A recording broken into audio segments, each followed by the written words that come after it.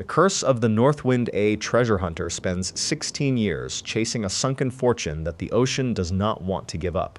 And then, on one impossible morning decades apart, in the exact same waters, that same ocean takes something from him, and later gives something back, on the very same date.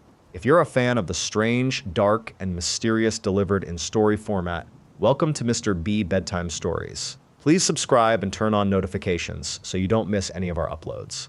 Alright, let's get into today's story. Sometime around 5:30 in the morning on July 20th, 1975, off the coast of the Florida Keys, an old 60-foot converted tugboat called the Northwind was anchored in open water, drifting quietly in the pre-dawn dark. 11 people were aboard, and almost all of them were asleep below deck, exhausted from another long day working a search that had already dragged on for years. Then something went wrong. A bilge pump on board had failed, and water had been quietly filling the hull for hours while the crew slept, until the boat's balance finally gave out. In the darkness, with almost no warning, the Northwind rolled over and began to sink. Chaos broke out below deck immediately. Men were waking up to find themselves already underwater, feeling along the walls of a boat that was now upside down, trying to find any way out before the air pockets they were breathing from ran out. One crew member got trapped in the flooded engine room for 8 minutes, feeling around in total darkness until he found a pocket of air and, eventually, a flashlight before finally locating a way to escape.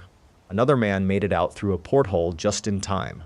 A 16-year-old boy and a 12-year-old boy, both relatives of crew members on board, somehow made it into a life raft as the boat went down around them. But 3 people did not make it out. A 21-year-old skipper, his 25-year-old wife, and a 21-year-old diver were all trapped below deck when the Northwind capsized, and all 3 of them drowned before anyone could reach them. By the time the sun came up over the water that morning, word was already spreading back to shore that something had gone terribly wrong. And the man who received that news was not just some distant boat owner. He was about to learn that the ocean he had spent his entire adult life chasing a fortune inside of had just taken something from him that no amount of gold or silver could ever replace. The skipper of the Northwind was named Dirk Fisher. His wife was named Angel. The diver who drowned alongside them was a young man named Rick Gage. And the man who got the call that morning, the man whose company owned that boat, whose obsession had put all 3 of those young people out on the water that night, was his father. His name was Mel Fisher. And Mel Fisher was, at that exact moment, one of the most famous treasure hunters in the world, because just days earlier, his crew had made a discovery that seemed to confirm, after years of searching, that they were finally closing in on one of the richest sunken treasures in American history. To understand how Mel Fisher ended up burying his own son off the coast of Key West, you have to go back to where this all started. Mel Fisher was, of all things, originally a chicken farmer. He studied engineering at Purdue University, then went to work helping his parents run their chicken ranch in California, diving for lobster on the side to make extra money. He and his wife eventually opened a small dive shop, and somewhere along the way, Mel Fisher got completely obsessed with an idea that most people would have written off as a fantasy. Off the coast of the Florida Keys, in September of 1622, a Spanish treasure galleon called the Nuestra Señora de Atocha had been sailing home to Spain as part of a fleet loaded with gold, silver, and emeralds pulled out of the mines of the New World, when a massive hurricane tore through the fleet and sent the Atocha straight to the bottom of the sea. The Spanish tried to recover the cargo at the time, but the main hull was never found, and for more than 300 years, the treasure of the Atocha simply sat somewhere on the ocean floor, its exact location lost to history. In 1969, Mel Fisher decided he was going to find it. He founded a company called Treasure Salvers, and began what would become one of the longest and most obsessive treasure hunts of the 20th century, funded by selling shares in his dream to investors, one promise at a time, that someday they would all get their piece of a king's ransom sitting at the bottom of the Gulf of Mexico. Every single morning, no matter how many years had gone by with nothing to show for it, Mel Fisher greeted his crew with the exact same 3 words: "Today's the day." For a long time, it was not the day. Fisher and his team spent years dragging magnetometers back and forth across the ocean floor near the Marquesas Keys, systematically searching a stretch of water based on old Spanish shipping manifests and survivor accounts pulled from archives in Seville. The Fishers lived for years in a rundown, leaking houseboat docked in Key West, always short on cash, taking out loans from banks across the state just to keep the boats running and the crew fed. Fisher's own staff and lawyers reportedly went unpaid for months at a stretch. It was, by any normal standard, a terrible financial bet, chasing a 300-year-old rumor with borrowed money and a fleet of boats held together with hope. In 1973, after years of nothing, the search finally produced its first real breakthrough when divers pulled up 3 heavy silver ingots that matched the weights and tally marks recorded on the Atocha's original cargo manifest. It was proof they were finally on the right trail. And then, in the summer of 1975, Fisher's own son Dirk made an even bigger find. His crew located 5 bronze cannons on the ocean floor, and the markings on those cannons were the kind of hard physical evidence that could finally conclusively identify the wreck as the Atocha. After 6 years of searching, it looked like the Fisher family was on the verge of everything they had worked for. Only days after that discovery, the Northwind capsized in the dark, and Dirk, Angel, and Rick Gage were gone. The tragedy nearly ended everything. Mel Fisher stood on the dock in Key West in the days afterward, reportedly staring blankly out at the water, telling reporters, "It's a powerful ocean. It takes people and ships." The search was suspended, at least for a moment, while the small, tight-knit community of divers and searchers who made up treasure salvers tried to process what had happened. But Fisher did not quit. He said his son would have wanted the search to continue, and so it did. What followed, though, was not some quick vindication for the family's loss. It was another decade of grinding, expensive, uncertain searching, with no guarantee the main wreck would ever actually be found. And it was not just the ocean that Fisher had to fight. As word spread that Treasure Salvers was pulling real Spanish treasure out of Florida waters, the state of Florida moved in and claimed title to the wreck, initially forcing Fisher's company into a contract that would have handed over roughly a quarter of everything found.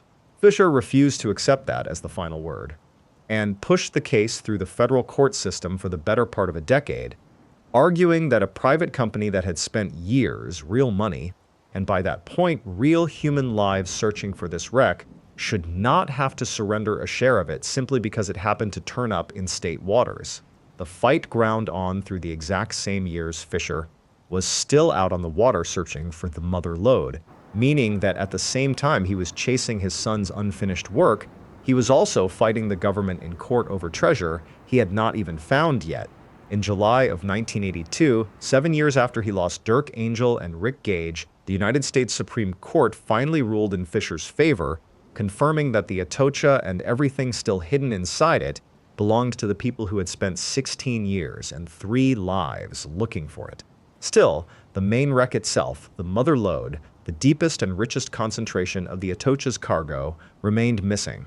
The problem was that the Atocha had not sunk in one clean, contained piece.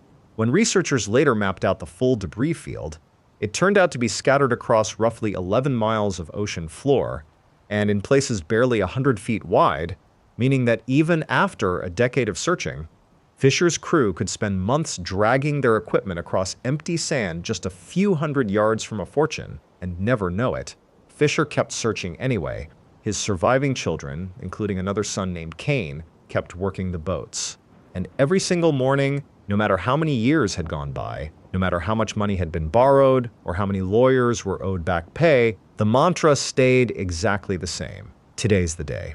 Which brings us back to that boat, capsizing in the dark, 3 young people trapped below deck, and a father getting a phone call that would change the rest of his life. For 10 years after that morning, Mel Fisher kept searching the same stretch of water that had taken his son. Every single day for a decade, Today's the Day was said out loud by a man who had already lost more to that search than most people ever risk losing for anything. And then, on July 20th, 1985, a radio crackled to life in the Treasure Salvers office back on shore. It was Fisher's son, Cain, calling in from a search boat named the Dauntless, out on the water about 40 miles west of Key West. "Put away the charts," Cain told his father. "We've got the mother lode." Divers had finally located the main concentration of the Atocha's wreckage: stacks of silver bars, chests full of silver and gold coins, rare emeralds from the Muzo mines of Colombia, bronze cannons, navigational instruments. In total, more than 40 tons of gold and silver, along with roughly 114,000 silver coins, in a find that was valued at the time at around $450 million, making it one of the richest sunken treasures ever recovered in human history. But it is the date that stops people who study this story cold. July 20th, 1985. The exact same calendar date, exactly 10 years later, as the morning the North Wind rolled over and took Dirk, Angel, and Rick Gage to the bottom of that same stretch of water. Nobody can explain why it landed on that day. It was not planned. Nobody was tracking the anniversary while they searched. It was simply the day the ocean, after taking 3 lives and swallowing 16 years of a family's obsession, finally gave something back on the exact date it had taken something away. What divers pulled up over the following weeks and months was staggering even by the standards of shipwreck treasure.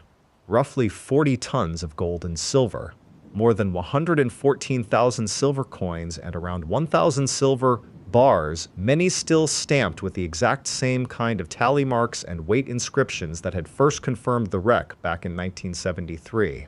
Gold chains, gold discs, and ornate jewelry set with precious stones, and the rare, deep green Muzo emeralds, mined in Colombia centuries earlier and loaded onto the Atocha for the journey home, which came up out of the sand looking almost exactly as they had the day the ship went down. Reporters who made it out to the site described Fisher receiving the news over a crackling marine radio, shouting, "Fantabulous," as the scale of the find became clear. And even after all of that, the wreck was not finished giving up secrets or holding on to them.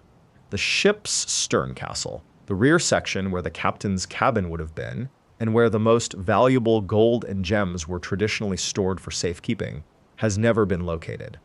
Estimates of the total value of everything already recovered from the Atocha have run as high as $450 million, and by some modern estimates, considering current precious metal prices, potentially well over $600 million.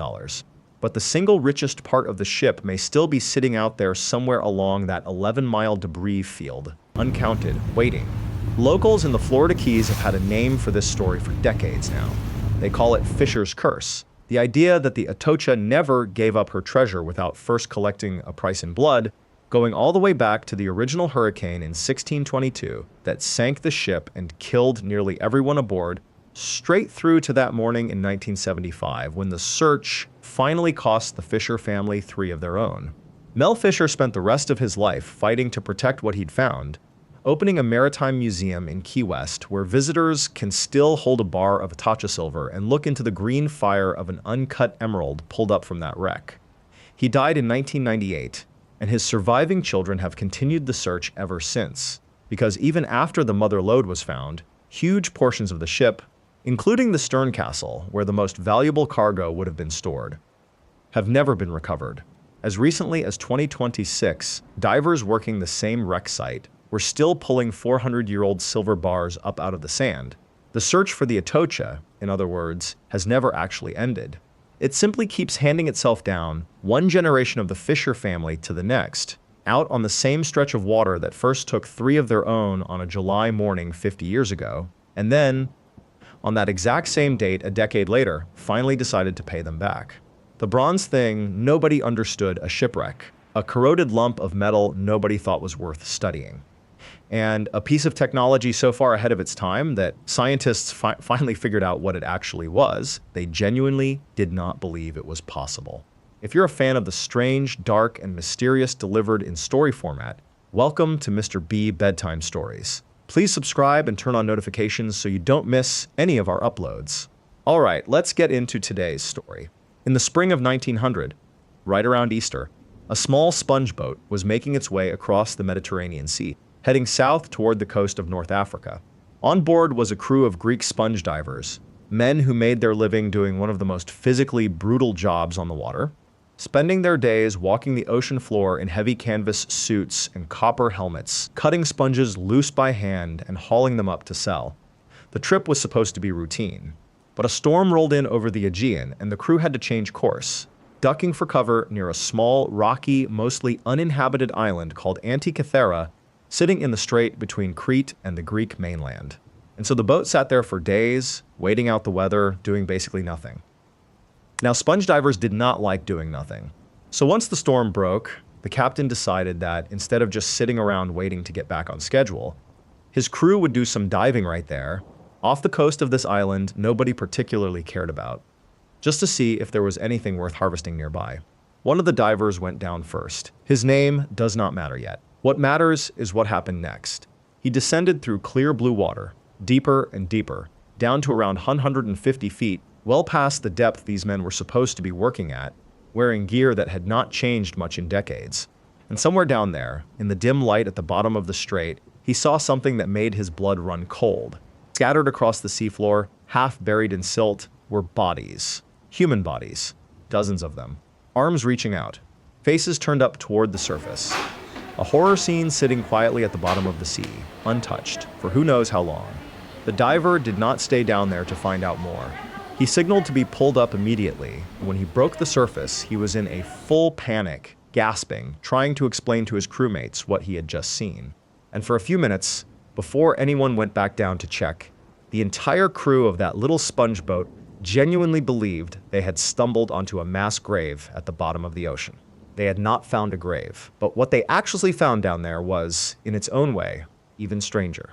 When the crew got their nerves back and sent another diver down to look more closely, the truth came into focus. Those were not bodies scattered across the seafloor. They were statues. Dozens of them. Life-sized bronze and marble figures of gods, heroes, and men, lying in the sand exactly where they had sunk more than 2,000 years earlier, their outstretched limbs and blank staring eyes looking, in the low light and the murk, exactly like a field of drowned human beings. What the crew had actually found was a shipwreck. And not just any shipwreck. A massive ancient cargo vessel, likely a Roman ship hauling looted Greek treasures, that had gone down in that same strait sometime around 70 to 60 BC, taking its entire haul of statues, jewelry, glassware, and cargo straight to the bottom, where it had sat completely undisturbed for 2 millennia. The captain of the sponge boat understood immediately that this was bigger than anything his crew could handle alone. His name was Dimitrios Kontos, and the diver who had first gone down and thought he'd found bodies was a young man named Elias Stadiatis. Kontos brought a sample back up, a bronze arm from one of the statues, and took it straight to the Greek government. And the Greek government, despite the country being in the middle of serious financial and political turmoil at the time, understood exactly what they were looking at. A find like this, full of reminders of ancient Greek glory, could be a massive boost to national pride. So they organized what would become the world's first major underwater archaeological excavation, and they hired Kontos and his crew of sponge divers from the island of Simi to go back down and bring up everything they could. Work officially began in November of 1900. To understand why this recovery mission would end up being so dangerous, you have to understand what sponge diving actually was in the year 1900. These were not scuba divers. There was no scuba yet. These men wore heavy canvas suits and solid copper helmets, connected by a long air hose back up to a hand-pumped compressor on the surface. It was slow, clumsy, dangerous work even under normal conditions, diving for sponges in shallow coastal water. The wreck at Antikythera sat at a depth of around 150 to 180 feet. That is deep water for any diver, even with modern equipment. For men in 1900, working in gear that had barely changed in decades, it was pushing right up against the absolute edge of what the human body could survive.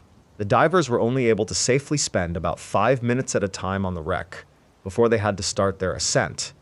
And even then, the risks of coming up too fast were not fully understood by anyone on that boat.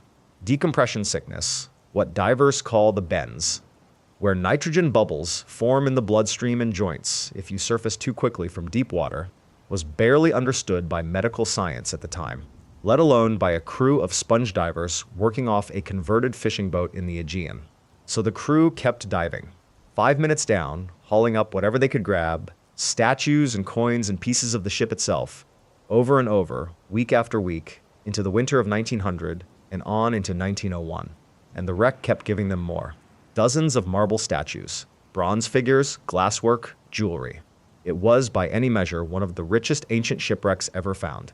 But the human cost of pulling all of that up from 150 feet down, with 1900s equipment and almost no understanding of the dangers, was about to become horrifically clear.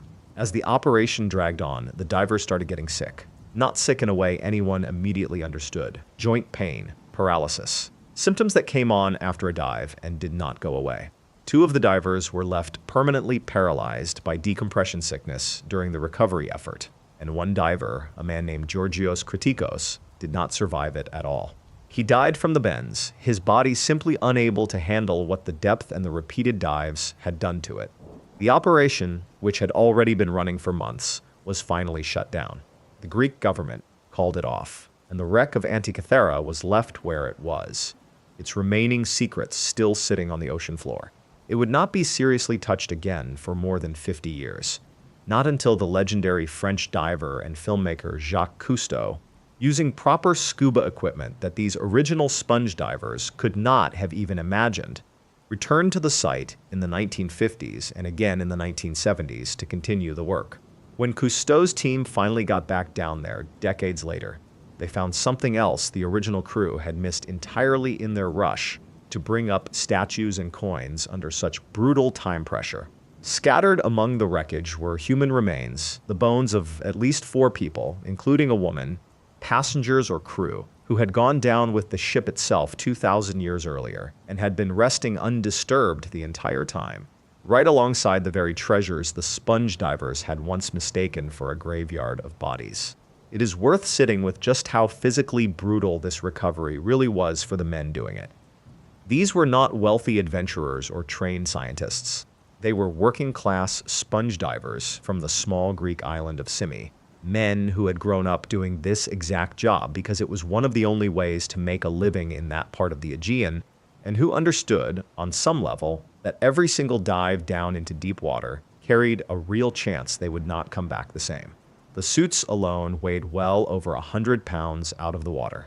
The copper helmets sealed them off almost completely from the surface, connected only by a thin rubber hose and a hand-cranked air pump that depended entirely on their shipmates, working the pump correctly and consistently the whole time they were down. There was no radio. There was no way to call for help if something went wrong at 150 feet. There was only the hose, the crew above them, and whatever luck the ocean was willing to give them that day. But even with the operation cut short, the crew had already hauled up an enormous amount of material. Statues, coins, glassware, pieces of the ship. All of it got shipped off to the National Archaeological Museum in Athens, where archaeologists began the slow process of cataloging everything that had come up from the sea. And sitting somewhere in that pile, mixed in with all the marble and bronze and broken pottery, was one small, unglamorous, corroded lump of green-black metal about the size of a shoebox. Compared to a life-sized bronze statue of a god, it did not look like much. For months, it basically sat there, ignored, while everyone's attention went to the more impressive finds. Then, in May of 1902, an archaeologist named Valerios Stais was going through the recovered material when he noticed something strange sticking out of that corroded lump of bronze. A gear. A small, precisely cut wheel with visible teeth, embedded in the metal along with faint traces of Greek inscriptions. This should not have been possible. Gear wheels, precise ones, cut with the kind of mechanical sophistication that shows up in clockwork, were not supposed to exist anywhere in the ancient world. The general understanding at the time was that this kind of geared machinery would not be invented for well over 1,000 years after this ship went down. And yet here it was, corroded and broken, sitting in a museum drawer in Athens. Stais's discovery raised more questions than it answered, and for decades, nobody had the technology to actually look inside the object without destroying it. It sat in the museum, a genuine mystery, studied on and off, but never fully understood. The real breakthrough did not come until the 1970s. A physicist and historian of science named Derek de Solla Price became obsessed with the object, and in 1971 he arranged for a Greek radiographer named Charalambos Karakalos to take gamma-ray and X-ray images of the fragments, allowing researchers to see inside the corroded bronze for the first time without breaking it apart. Karakalos and his wife spent painstaking hours counting the teeth on every gear visible in the images. And in 1974, Price published his findings in a paper called Gears from the Greeks, identifying more than 30 separate gears working together inside this device. It turned out to be, by any reasonable definition, an analog computer. A machine built entirely out of hand-cut bronze gears, designed to track the movement of the sun and the moon through the sky, predict eclipses years in advance, and even track the 4-year cycle of the ancient Olympic Games. turn a hand crank on the side, and dials on the front and back of the device would move to show you exactly where the sun and moon would be on any given date, past or future. Price's reconstruction, it turned out, still had real gaps and errors in it. After Price died in 1983, a curator at London's Science Museum named Michael Wright picked up where he left off, spending years working out the true layout of the gear train and discovering that the mechanism used a clever pin-and-slot system to model the moon's slightly irregular orbit around the Earth. But it would take another 2 decades, and a team led by researcher Tony Freeth using an 8-ton, custom-built 3D X-ray CT scanner in the early 2000s to finally map every visible gear tooth and every faint inscription with real precision, seeing straight through 2,000 years of corrosion into the machine's interior for the first time. When Freeth's team published their findings in the journal Nature in November of 2006, more than a century after Elias Stadiatis first swam down and thought he'd found a field of corpses, the world finally understood exactly what had been sitting in that museum drawer. The mechanism did not just track the sun and moon. It modeled the Metonic cycle, a 19-year pattern the ancient Greeks used to keep their lunar calendar in sync with the solar year, on a spiral dial on the back of the device. It predicted solar and lunar eclipses years in advance using something called the Saros cycle, an eclipse prediction pattern that requires genuinely advanced astronomical knowledge to even identify, let alone build a machine around. A follow-up study published in Nature in 2008 revealed that one of the dials even tracked the 4-year cycle of the ancient Olympic Games, and researchers pointed to a passage written by the Roman politician Cicero, describing a device built by the legendary mathematician Archimedes that could track the motions of the sun, the moon, and the 5 known planets on a single turning globe, as a possible clue to the origins of the tradition that eventually produced this exact machine. None of this was supposed to exist. Historians had generally assumed that this level of precision gearing sophisticated enough that you could reasonably compare it to a mechanical clock, was not invented until well over 1,000 years later in medieval Europe. Instead, it turned out the ancient Greeks had already built it, once, on a bronze box small enough to fit in a wooden case, and then lost the knowledge so completely that nothing else like it appears anywhere in the historical record for over a millennium afterward. Which brings us back to that sponge boat, sheltering from a storm off a rocky little island nobody had ever heard of, and a diver coming back up to the surface, convinced he had just seen a graveyard at the bottom of the sea. He had not found bodies, but in a strange way, he had found something that would end up costing real human lives anyway. Georgios Kritikos never got to know what he died bringing up from that wreck. 2 other divers spent the rest of their lives paralyzed, never knowing that the small, unremarkable lump of bronze they had helped haul out of the water, sitting quietly among statues that got all the attention, would turn out to be the single most important object ever recovered from that ship. Historians now generally date the Antikythera Mechanism to somewhere around 100 to 150 BC, meaning it was built roughly 2,000 years before humanity would build anything else that came close to matching what it could do. Nobody knows exactly who built it, though some researchers have pointed to the island of Rhodes, home to a famous school of astronomy and mechanical engineering in the ancient world, as its likely origin. And nobody knows how many other devices like it might have been built and simply lost to time, melted down, or still sitting somewhere at the bottom of the sea, waiting for the next diver to swim down into the dark and find something they think, at first glance, could not possibly be real. He'd been dead for over 5,000 years, frozen solid in an alpine glacier since before the pyramids were built, and for one afternoon in 1991, 2 hikers thought they'd stumbled onto a modern tragedy instead. They were wrong about that. But in the years that followed, 7 people connected to their discovery would be dead. Car crashes, avalanches, heart attacks, brain tumors. And by then, plenty of people had started wondering if the 2 hikers had disturbed something that was never meant to be found. If you're a fan of the strange, dark, and mysterious delivered in story format, welcome to Jaja. Please subscribe and turn on notifications so you don't miss any of our uploads. Alright, let's get into today's story.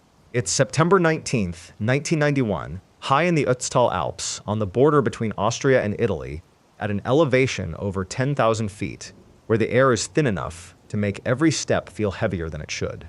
A German couple is out hiking, Taking advantage of a rare warm stretch that's been melting back the snowpack faster than usual this season, cutting a shortcut off the marked trail near a mountain pass called Tyssenyak. The husband is walking a few steps ahead of his wife, scanning the ground the way you do at altitude, half looking at the view, and half just watching your footing on rock that's still slick with meltwater. Something catches his eye off to the side. Brownish, half submerged in a shallow pool of ice water, sticking up out of the snow. His first thought is trash, some careless hiker's garbage left behind and now surfacing as the ice around it thins out. He almost keeps walking. He doesn't. He steps closer instead, and the shape resolves into something his mind doesn't want it to be. A human back. Bare skin, leathery and dark, protruding face down out of the ice at the edge of the meltwater. His wife catches up and looks for herself, and for a moment, neither of them says much of anything. He wants to take a photograph. She's horrified at the idea. This is a dead body, not a souvenir, but something about the scene stops them both from just walking away and leaving it. They assume, reasonably, that they've found a climbing accident. People die in these mountains every season, and when the snow that buries them doesn't melt back fast enough for a rescue team to reach them in time, their bodies can stay frozen in place for years, sometimes longer, preserved by the same cold that killed them. The wind at this elevation never really stops, and standing there over a body neither of them can explain. Both of them start to feel just how alone they are up here, miles from the nearest hut, with nothing around them but rock, ice, and a corpse that shouldn't still be recognizable after however long it's been out here. So that's what they think they're looking at. A recent tragedy. Somebody's husband, somebody's son, lost on this mountain not too long ago, and only now surfacing as the ice gives him back. They report the find to the caretaker of a nearby mountain hut, who alerts the Austrian police and, because nobody's entirely sure which side of the border the body is actually lying on, the Italian authorities too. The following day, a recovery team makes the climb up to the site with the kind of tools you'd use to pull a frozen climber out of the ice. Pneumatic chisels, jackhammers, gear built for speed, not preservation, because as far as anyone knows at this point, they're recovering a modern accident victim, not excavating an archaeological site. It takes days of difficult, high-altitude work before the body is finally freed and brought down off the mountain. And it's only once it reaches a proper examination table that the story stops being a straightforward mountain rescue and turns into something nobody in that room is prepared for. Because this isn't a climber who died last season, or even last decade. The equipment found scattered around the body. A copper-headed axe, unlike anything in modern use. A wooden-framed backpack, a quiver of arrows, a flint dagger, clothing stitched from ibex hide and woven grass. Belongs to no century anyone in that examination room has ever studied firsthand. When the remains are finally radiocarbon dated, the number that comes back nearly stops the investigation cold. This man had been dead for roughly 5,300 years. He died sometime around 3,300 BC, making him, at the moment of his discovery, the oldest naturally preserved human body ever found completely intact. Clothing, tools, tattoos, stomach contents, all of it locked in place by ice, for longer than written history itself has existed. He was named for the mountains where he'd been found. And within weeks, that name was known around the world. Ötzi the Iceman turned into one of the most significant archaeological finds of the 20th century almost overnight. Here was a genuine window into the Copper Age.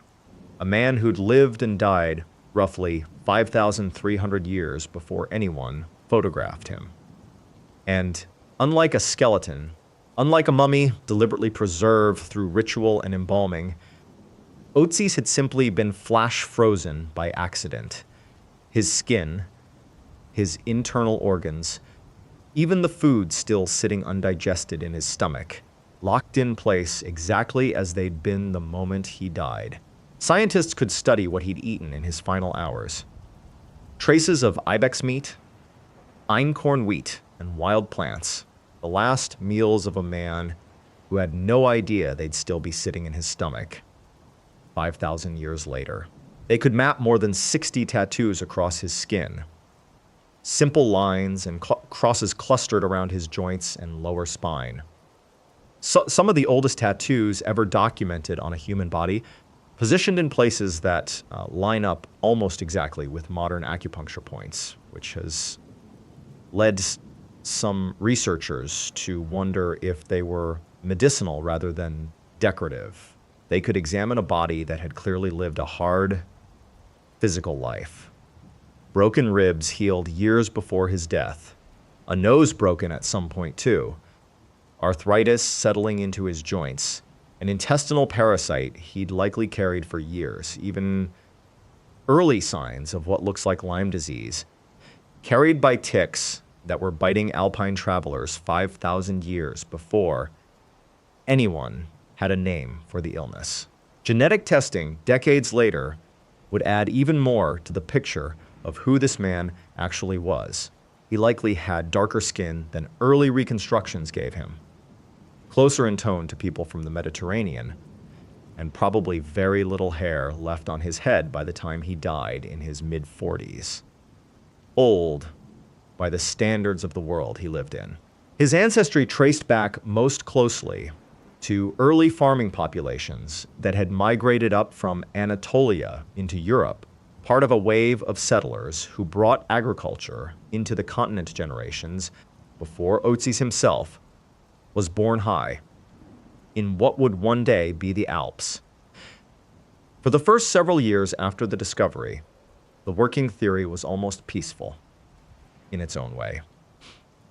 Researchers assumed Ötzi had simply gotten caught in bad weather while crossing the mountains, succumbed to exhaustion or hypothermia at high altitude, and been buried by snow before anyone could find him.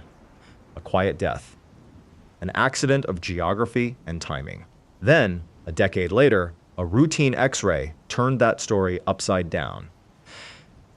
Buried deep in Ötzi's left shoulder, invisible without imaging equipment, was a stone arrowhead lodged directly into the muscle, positioned close enough to a major artery that whoever fired it, whether they meant to or not, had likely caused Ötzi to bleed out within minutes. Further examination turned up a deep stab wound across one hand. The kind of defensive injury you get from grabbing a blade or fighting off an attacker at close range, along with evidence of blunt trauma to the head. This wasn't an old man caught by a snowstorm anymore. This was a murder victim, killed in a violent encounter high in the mountains, more than 5,000 years before anyone would ever be in a position to investigate it. Who attacked him, why, and whether he died alone or was fleeing something when the arrow caught him remain questions nobody alive will ever fully answer, buried as deep in time as the body itself once was in the ice. Here's where the story loops back to those two hikers standing over what they assumed was a recent tragedy. Because what they'd actually stumbled onto was the cold case of the earliest known murder victim in European history, undisturbed for over 5,000 years, and about to become one of the most examined human bodies on the planet. And that's exactly when people connected to the discovery started dying. The first was the forensic examiner who'd been called in to help with the initial recovery. A man who'd used his bare hands to place Ötzi's frozen body into a bag for transport off the mountain. The following year, driving to a lecture where he planned to speak publicly about his role in the find, he was killed in a car accident. Not long after that, the experienced mountain guide who'd led that forensic team up to the recovery site, a man who knew these peaks well enough to have made the climb dozens of times without incident, died in an avalanche. He was the only member of his climbing party struck by the slide that day. Then it was the journalist, an Austrian reporter who'd been the only person granted access to film the actual recovery of the body off the mountain, capturing nearly an hour of footage that would become one of the defining documents of the discovery. A few months after releasing that documentary, he died of a brain tumor. He was 47 years old. By now, the pattern had a name attached to it in the press, and the name was obvious: the Curse of the Iceman, borrowed almost word for word from the same mummy's curse language that had followed Howard Carter's team out of Egypt 70 years earlier. Skeptics rolled their eyes. And then, In 2004, 13 years after he'd found the body in the first place, one of the two original hikers went missing on a hike in that same mountain range. A search party went out looking for him. They found his body at the bottom of a 300-foot cliff. He had fallen to his death in the very mountains where he'd once found a man who died the exact same kind of violent death millennia earlier. The story might have ended there, tragic but explainable. Experienced hikers do sometimes fall, even ones who know the terrain. Except the leader of the search team that recovered his body died of a heart attack just hours after attending his funeral. Then, in 2005, the lead archaeologist who'd overseen Ötzi's original scientific examination in Innsbruck died from complications related to multiple sclerosis, a disease that had nothing to do with any mountain or any mummy, but that the press folded into the tally anyway. And several years after that, a molecular archaeologist who'd made headlines for discovering traces of human blood preserved on Ötzi's own weapons, blood that turned out to belong to at least two other people, further proof of the violence that had ended Ötzi's life, died of complications from a hereditary blood disorder, one his family confirmed had first been diagnosed the same year he began working on the case. 7 deaths, all connected, however loosely, to a single frozen body pulled out of an alpine glacier. But lay the 7 side by side, the way skeptical researchers eventually did, and the pattern gets harder to hold on to the longer you look at it. Car accidents happen to people who drive mountain roads regularly, curse or no curse. Avalanches happen to even the most experienced climbers in a region that sees dozens of fatal slides every single season. Brain tumors, heart attacks, multiple sclerosis, hereditary blood disorders diagnosed years before anyone had ever heard the name Ötzi. None of these require an ancient body to explain them. Every single person on that list worked in a mountain region known for exactly the kind of accidents that killed most of them, at an age where heart disease and cancer were already statistically likely, regardless of what they'd spent their careers studying. There's also the matter of how many people actually touched this case and walked away just fine. Ötzi's discovery drew in dozens of researchers over the following decades. Geneticists, radiologists, textile experts, botanists studying the grass in his cloak, entomologists studying the parasites in his gut, and the overwhelming majority of them are, by any public record available, still alive and still working. If proximity to Ötzi's remains were genuinely lethal, the body count would run into the dozens, not 7, and it would include the people who spent the most hours in a lab with him, not primarily the ones who spent a single afternoon on a mountainside 2 decades ago. Instead, the 7 deaths that get repeated in every retelling of this curse were cherry-picked, in a sense, out of a much larger group. The tragic ones remembered, the unremarkable long lives quietly left out of the story because they don't make for good television. And for every name on the curse's tally, there's a much longer list of researchers who spent years directly handling Ötzi's remains. The scientists who unwrapped him from cold storage for study, who ran his DNA, who mapped his tattoos one by one, and who are, as far as any public record shows, still alive today. Ötzi himself sits behind climate-controlled glass in a museum in Bolzano, Italy, examined more thoroughly than almost any human body in history, without incident, year after year. So which version do you believe? 7 unrelated tragedies that happened over roughly 2 decades to a loose network of people who all worked in the same dangerous mountain environment, or 7 deaths too specific, too fitting, too neatly timed to a single frozen man pulled out of the ice where he'd been waiting undiscovered for over 5,000 years. What's certain is this: Ötzi died running, or fighting, or both, struck down by an arrow he likely never saw coming, in mountains that have never stopped being dangerous for anyone who walks them. He waited over 5,000 years for 2 hikers to find him by accident. And in the years since, the mountains that killed him have gone on quietly claiming the people who brought him back into the light. Whether that's a curse reaching across 5 millennia, or simply the same unforgiving peaks doing to modern climbers exactly what they once did to him. Somewhere in a private collection in England, there's a mummified human hand still wearing a bracelet. The man who received it as a gift lost his house to a fire within weeks. He rebuilt it. Then a flood took it again. He was one of dozens of people connected to a single discovery in the Egyptian desert who watched their lives fall apart within years of touching what should have stayed buried for 3,000 years. If you're a fan of the strange, dark, and mysterious delivered in story format. Welcome to Jaja. Please subscribe and turn on notifications so you don't miss any of our uploads.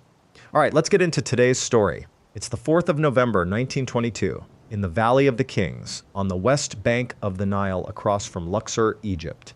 A young Egyptian boy is out working the morning shift on an archaeological dig, carrying water back and forth between the excavation huts and the men clearing debris in the heat.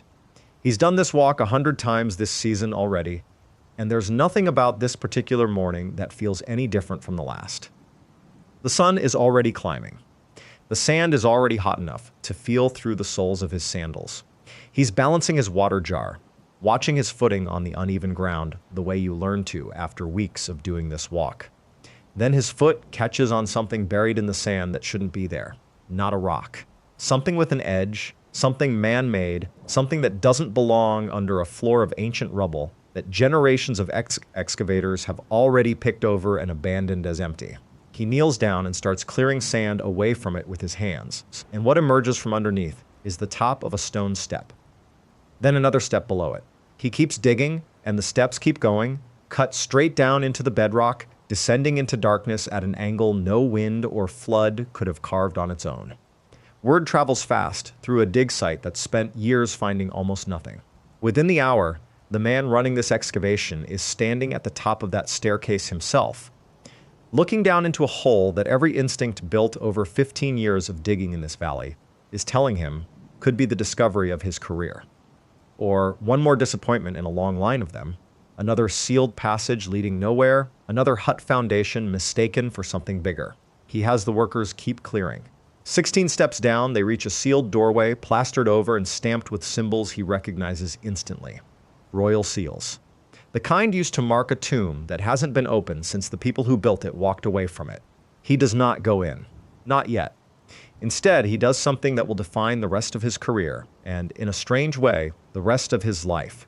As the workers refill the staircase with sand, covering it back up completely, and he sends a telegram to England to the man funding this entire expedition, telling him to come to Egypt immediately, because he has found, in his own words, scrawled in his site diary that night, a magnificent tomb with seals intact, and he does not intend to open it without the man who made the search possible standing beside him when he does. For over 2 weeks, that staircase sits buried again under the desert floor, guarding whatever's on the other side of that sealed door, while a British aristocrat crosses an ocean and a continent to come see it for himself. Here's where the story stops being about a lucky discovery and starts being about what happens to the people who go looking for things that were sealed away on purpose. Because the man leading this dig has been searching the Valley of the Kings for 15 years, funded the entire time by an English earl who inherited both a fortune and a chronic, fragile constitution. A man who'd survived a near-fatal car accident decades earlier that left his lungs permanently weakened, prone to infection, vulnerable in a way most robust men his age simply weren't. By 1922, that earl had been footing the bill for over a decade of digging with almost nothing to show for it. Other excavators had already pulled 62 tombs out of this valley. Everyone with any sense had started to assume there was nothing left buried here worth finding. This was supposed to be the last season. The earl had told the excavator as much. 1 more year of funding, and if nothing turned up, the money would stop for good. 20 days after that first exposed step, the man running the dig and the earl who'd crossed an ocean to be there for it stand together in front of that sealed doorway a second time, and this time they don't stop. His name was Howard Carter, and the man beside him, watching every inch of plaster come away, was George Herbert, the 5th Earl of Carnarvon. Carter had been chasing this exact tomb for years without knowing it. Throughout the valley, references kept surfacing to a pharaoh named Tutankhamun. Inscriptions, seal fragments, mentions in other tombs, but no burial site bearing his name had ever turned up. Most historians barely gave the boy king a second thought. He'd taken the throne young, ruled for roughly a decade, and died around 18 or 19 years old, so early in his reign that there had been no time to build him the kind of tomb pharaohs usually spent their whole lives preparing. Worse, his own father, Akhenaten, had spent his reign trying to abolish Egypt's entire pantheon of gods in favor of a single deity, a heresy so severe that later pharaohs had Akhenaten's name and his son's name chiseled out of monuments across the kingdom, erased from the official record as though neither of them had ever ruled at all, which meant that whatever tomb Tutankhamun ended up in, it likely wasn't even one built for him. Egyptologists would later conclude he'd probably been buried in haste, in a smaller tomb never intended for a king at all, because his own hadn't been finished in time. Carter himself had been in Egypt since he was 17 years old, a young Englishman with a talent for drawing who'd first come out to copy tomb inscriptions for other men's expeditions. By 1907, that talent and 15 years of patient, methodical fieldwork had earned him the job leading Lord Carnarvon's excavations, a partnership that, by 1922, had produced 15 years of careful digging and almost nothing that made headlines. Other teams had already pulled 62 tombs out of this valley over the decades. To most of the archaeological world, the Valley of the Kings was a played-out site, picked clean generations before Carter ever arrived with a shovel. He kept digging anyway, certain there was one more tomb left to find, certain enough to talk a frustrated, increasingly skeptical Earl into funding one final season instead of walking away. Carter made a small hole in the sealed doorway on November 26th and held a candle up to it, and for a moment, nobody said a word. Carnarvon, standing behind him, unable to take the silence any longer, finally asked what he could see, and Carter, by his own account, written down later, could barely get the words out. Strange animals, statues, gold, everywhere the glint of gold. Objects crammed together so tightly, it looked like a room where 3,000 years of treasure had been packed in like cargo before the door was sealed for good. All Carter could manage in response was 4 words. Yes, wonderful things. What they'd found was the only tomb in the Valley of the Kings ever recovered nearly intact. Over 5,000 individual objects. A solid gold coffin weighing more than 200 pounds. A death mask that would become, within a matter of months, one of the most recognized objects on the face of the earth. It should have been the greatest moment of both men's lives. And for a while, it was front-page news around the globe, dignitaries lining up for a chance to see inside, Carter and Carnarvon suddenly 2 of the most famous men on the planet. Then, less than 5 months later, one of them was dead. In early 1923, not long after the burial chamber itself was opened, Lord Carnarvon was shaving one morning when he nicked the top of a mosquito bite on his cheek. A small thing, the kind of injury nobody thinks twice about. Except the cut became infected. The infection spread into his bloodstream. And by April 5th, 1923, George Herbert, the man who'd bankrolled 15 years of digging just to be standing beside Carter when the door finally opened, was dead of blood poisoning at 56 years old. Cairo's electricity is reported to have gone out across the entire city the night he died, plunging it into darkness at almost the exact hour of his final breath. That alone might have stayed a tragic footnote. But 2 weeks before Carnarvon died, a novelist writing for an American magazine had already published a warning that dire punishment would befall anyone who dared break into a pharaoh's tomb. When Carnarvon's death seemed to prove her right on a stopwatch, the story caught fire in a way no one could put out. Newspapers ran with it. A famous author of detective fiction told the American press he believed an evil spirit, deliberately placed by ancient priests to guard the mummy, could well have caused the death himself. Reporters started digging for a curse inscription somewhere inside the tomb itself, something carved in stone that could explain it all. And when they couldn't find one, they simply borrowed language from older tombs and older warnings and folded it into the story anyway, until most of the reading public assumed Tutankhamun's tomb had been marked with a threat all along. And then, as if the story needed more fuel, it kept getting some. Carter had given a friend a gift from inside the tomb complex, a mummified human hand, still wearing a bracelet, said to be inscribed with a warning. "Cursed be he who moves my body. To him shall come fire, water, and pestilence." Shortly after receiving it, that friend's house burned to the ground. When he rebuilt it, a flood damaged it again. A month after Carnarvon's death, an American railway executive who'd visited the tomb died of a fever he'd picked up in Egypt. In early 1924, the radiologist who'd x-rayed Tutankhamun's mummified body died from complications during an unrelated surgery in Switzerland. And in 1929, Carter's own secretary was found dead in his bed at a private club in London. First reported as a heart attack, until further examination revealed he'd actually been smothered. His father, unable to process the loss, threw himself from a 7th-floor window less than a year later, leaving behind a note that said he simply could not stand any more horrors, and saw no good he was going to do by staying. So loop back for a second to that boy with the water jar, catching his foot on a stone step that had sat buried and undisturbed for 3,000 years. He had no way of knowing what he'd actually uncovered. Not a treasure chamber so much as a door that a small, specific circle of people were about to walk through, and that some of them would not walk away from cleanly. Here's the part that complicates the legend rather than confirming it, because when researchers actually went back decades later and counted, of the 58 people present at the tomb's official opening, only 8 died within the following 12 years, a number well within what you'd expect from any group of adults in the 1920s and 30s, before antibiotics, before modern medicine had caught up to infections like the one that killed Carnarvon. Carnarvon himself had a documented history of chronic lung problems dating back to a near-fatal car crash years before Egypt ever entered the picture. A body already primed to lose a fight with any serious infection, mosquito bite or otherwise. The radiologist who died in Switzerland had been developing skin cancer for years already, a predictable cost of a career spent working unshielded around X-ray equipment long before he ever pointed one at a mummy.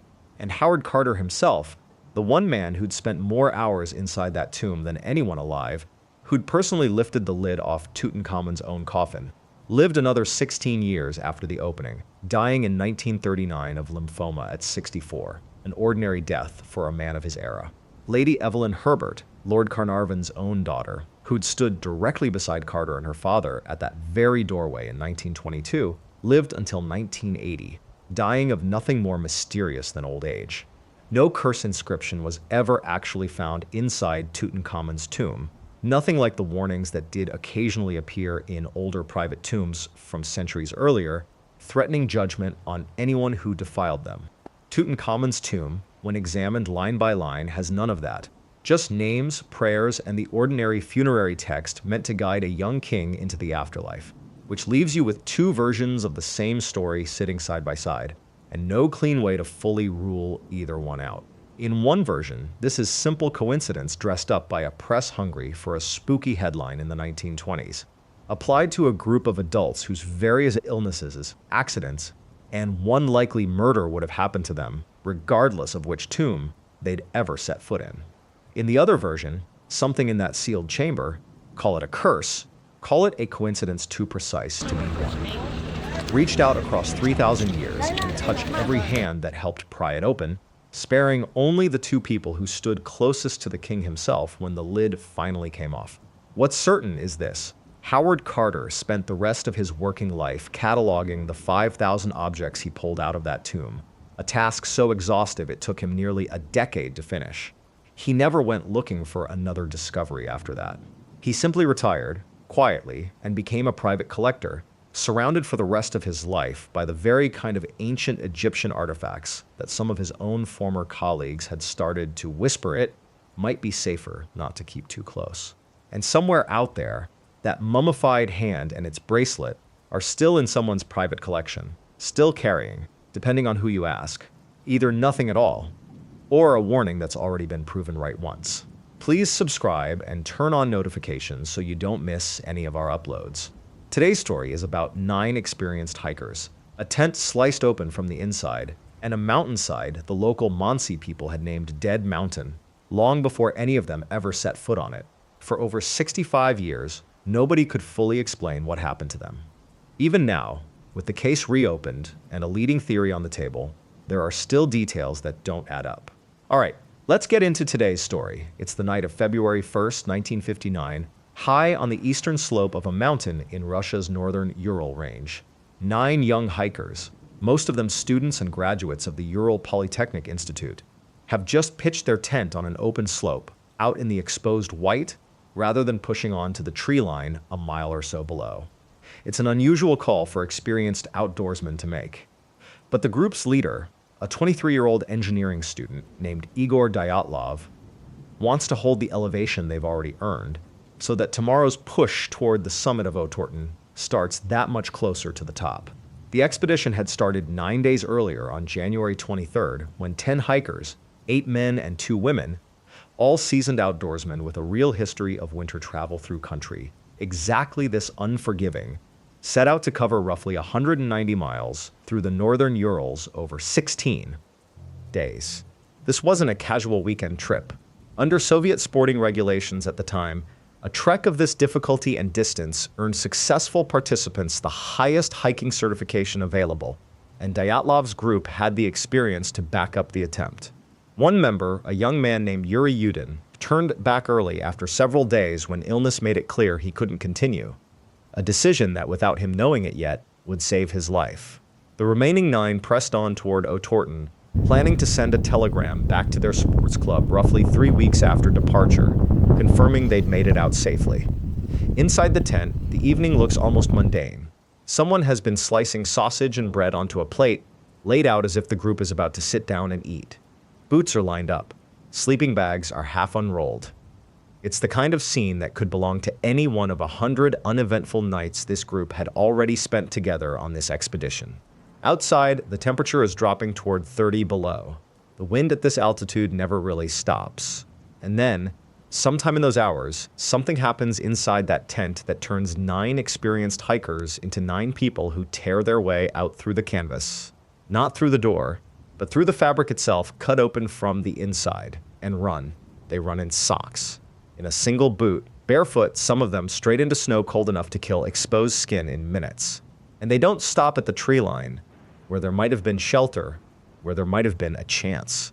They keep going, down through the trees, into conditions that no rational functioning mind chooses to enter voluntarily, in weather like that, dressed like that.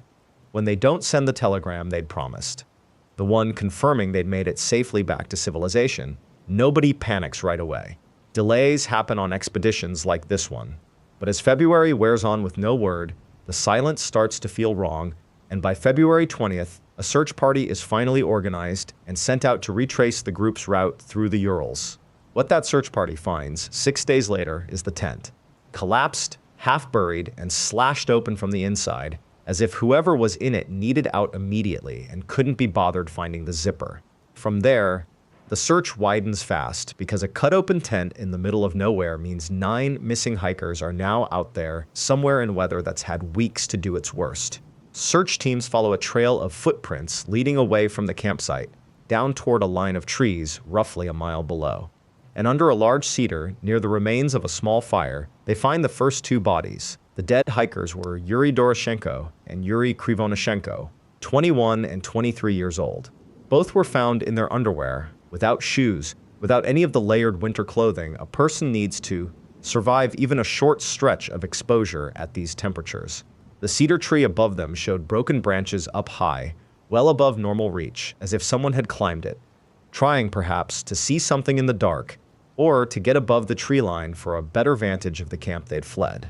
3 more bodies were found scattered between the cedar and the tent in postures that suggested they'd died trying to make their way back up the slope, toward the tent, toward warmth, toward whatever they'd abandoned in that first panicked run.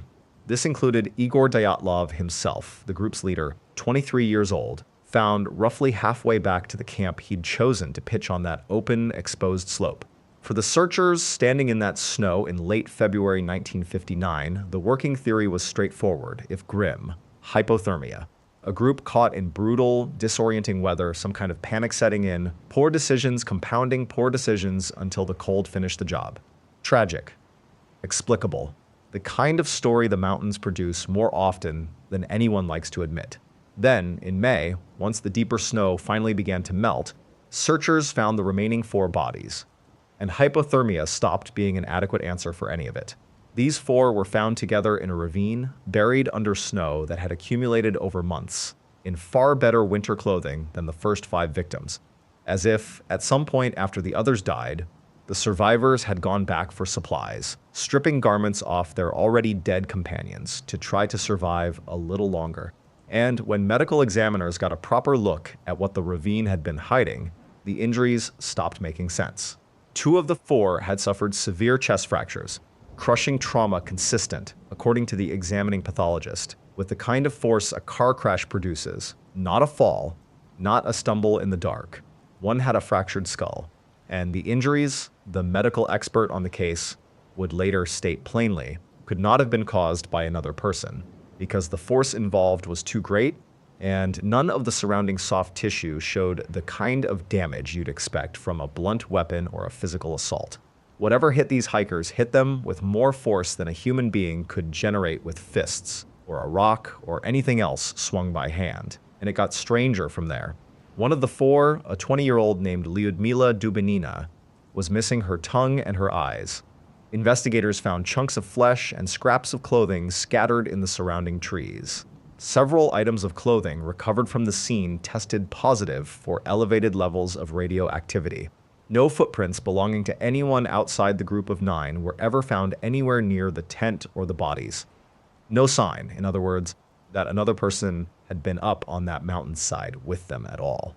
The Soviet investigation into what happened, conducted through May of 1959, ultimately closed the case with a conclusion that satisfied almost no one. The hikers had died as the result of what the official report called a compelling natural force. No further detail. No named cause. The files were sealed. The area around the mountain was closed to hikers for the next 3 years, and the case sat that way, officially resolved, functionally unexplained, for decades. That vagueness is exactly what let the theories multiply for over 60 years, filling in a story the Soviet state had refused to actually tell. Some pointed to the radiation on the victims' clothing and floated a nearby secret military test gone wrong. A weapons trial the state would have every incentive to bury under a report as vague as a compelling natural force. Others, working from the same radiation reading, speculated about a botched American reconnaissance operation, even pointing to a declassified U.S. document confirming secret aerial missions over the region around that time, theorizing the group had been caught in the blast radius of some kind of experimental device dropped from above, close enough to terrify them out of their tent and injure some of them directly, without leaving a mark that investigators in 1959 would have known how to identify. And inevitably, given the missing eyes and tongue, given the unexplained force, given the total absence of any rational chain of events connecting a quiet dinner to 9 bodies scattered across a mile of frozen mountainside, plenty of people reached further still. Toward the paranormal, toward cryptids, toward anything that could make sense of a scene this senseless. For decades, none of it could be proven, and none of it could be fully dismissed either, which is exactly the kind of gap a story like this needs to survive as long as it has. Investigators, journalists, and amateur researchers pored over the same handful of photographs the hikers had taken themselves in their final days. The last images developed from cameras recovered at the scene, ending abruptly with no clue as to what happened in the hours after the final frame. The lack of an ending to that roll of film became, in its own way, as haunting as anything found in the snow. Then, in 2019, the Russian government did something it hadn't done in 60 years. It reopened the case.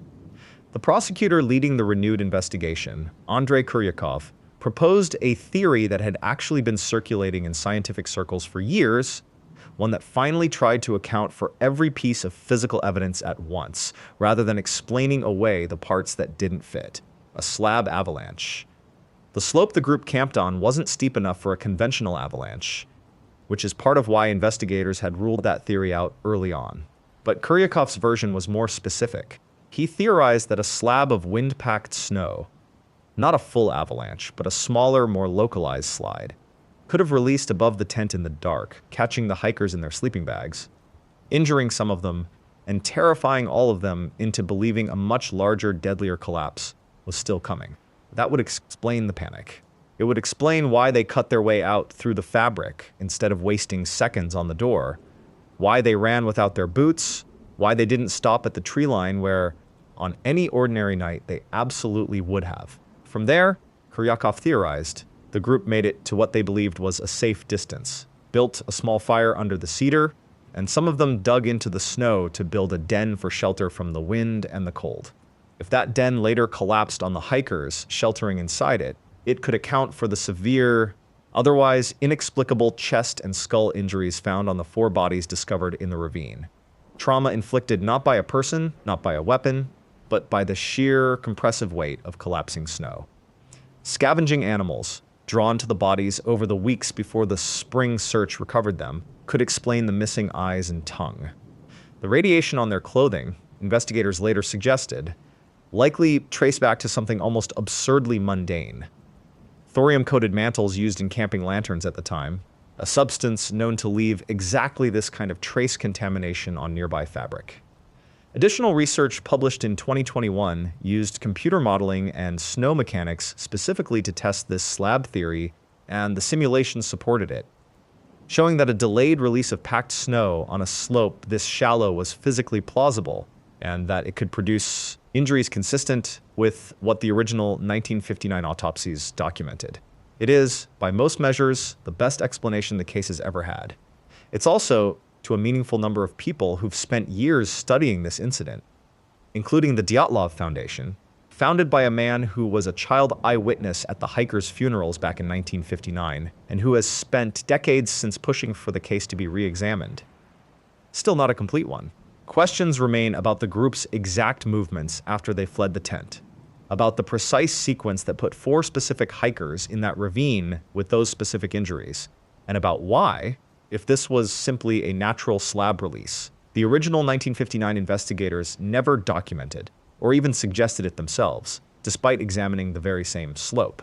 The Foundation has continued lobbying the Russian government for further review, unsatisfied that a theory published 60 years after the fact should be treated as the final word on 9 deaths that were never fully explained at the time they happened.